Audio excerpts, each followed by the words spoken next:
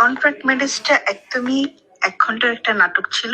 আর ১ ঘন্টার নাটক চিত্রনায়িকা মৌসুমী অভিনীত কন্ট্রাক্ট ম্যারেজ সিনেমাটি মুক্তির আগেই তৈরি করেছে নতুন বিতর্ক। স্বামী থাকা অবস্থায় বিদেশে গিয়ে দ্বিতীয় বিয়ে করা এক নারীর গল্পকে কেন্দ্র করে নির্মিত এই প্রজেক্টটি পরিচালনা করেছেন হাসান জাহাঙ্গীর। তবে সিনেমা হিসেবে মুক্তির প্রস্তুতি চললেও বিষয়টি নিয়ে আপত্তি তুলেছেন মৌসুমী ও তার স্বামী ওমর সানী।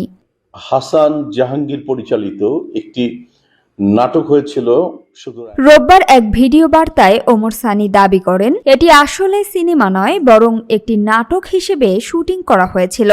তার ভাষ্য অনুযায়ী যুক্তরাষ্ট্রে ধারণ করা সেই নাটককে হঠাৎ করেই সিনেমা হিসেবে মুক্তি দেওয়ার উদ্যোগ নেওয়া হচ্ছে, যা তিনি অনাকাঙ্ক্ষিত ও অগ্রহণযোগ্য বলে মনে করছেন। এ কারণে তিনি সংশ্লিষ্টদের কাছে এর মুক্তি বন্ধের আহ্বান জানিয়েছেন।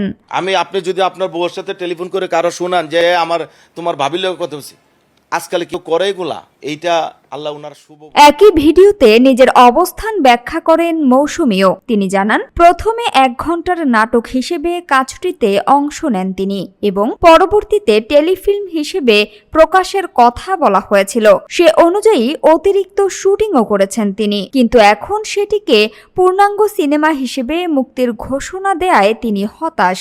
নাটক যেমন হয় একটা ছোট্ট গল্প, ঠিক ওরকম। মৌসুমীর অভিযোগ, পুরো প্রক্রিয়ায় তাকে সঠিকভাবে অবগত করা হয়নি এবং তার সম্মতি ছাড়াই প্রকল্পটির ধরন পরিবর্তন করা হয়েছে। তিনি বলেন, বিষয়টি অত্যন্ত দুঃখজনক এবং এতে তাকে কাঠপিসের মতো ব্যবহার করা হয়েছে বলে তার মনে হয়েছে।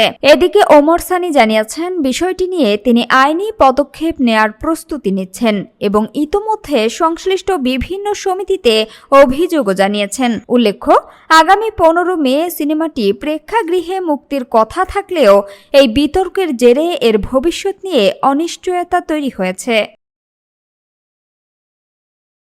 সামিয়া সুলতানা, ঢাকা ওয়াচ।